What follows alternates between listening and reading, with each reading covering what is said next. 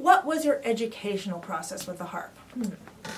Well, I think I want to go outside the harp, because I wrote musicals when I was a kid, and I would always write them. I would write out the, the story, and then I would write the lyrics, and then I would write the chords, and I would just then invent the music out of that. And the lyrics always held the melody in there, so I didn't have to write out the melody because the lyrics were the melody to my head. Great. So I did that and did that. When I was about 19, I envisioned this big whole musical, like a operetta.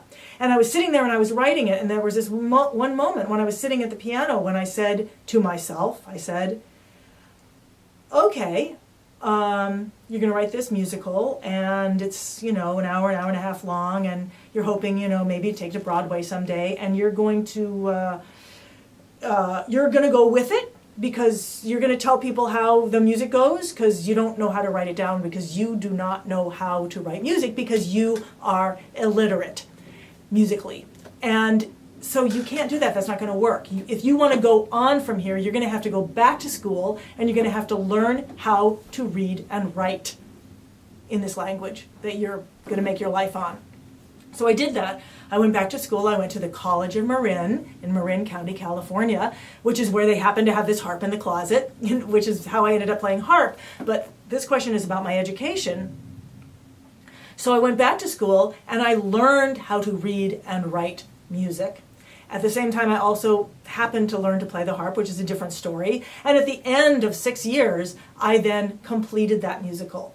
And I produced it, and so I had come to the culmination of that. At the same time, I was starting to learn the harp, and I was going off into that whole world of actually learning an instrument for the first time. So as I started doing that, my first thought was, well, I can become a good little harp player, and I will be a classical musician, because that is a real musician. And I just love the idea of going to a rehearsal and carrying something. The first time I remember I got a job playing with the Oakland Symphony, and I was carrying a tuner, because tuners at that time were this big, and I felt like a real musician because I was wearing black and I was walking into the symphony. So that was great for not very long, at which point I realized that wasn't the music that I wanted to play. And so what I really wanted to do was to play jazz. And because I had this background in knowing how to play lead sheets, I came to the East Coast. This is a really short version of this. I found a bass player who was willing to play with me. He taught me how to play jazz. And so through him playing it over and over and over again, I played jazz. And then I started connecting those two things when I joined with a record label. I started connecting my own original compositions with what I'd learned about jazz. So my educational process was, I did a bunch of stuff that I wanted to do. I jumped in there and did it. Then I realized that while I knew, how to make it sound right, I didn't know how to write it down. And by the way, this happened the same way with orchestra playing. When I wanted to write for an orchestra, I got a book, How to Write for Orchestra. Sat down and wrote for orchestra, handed it to the conductor, and he said, "This doesn't look like orchestra music.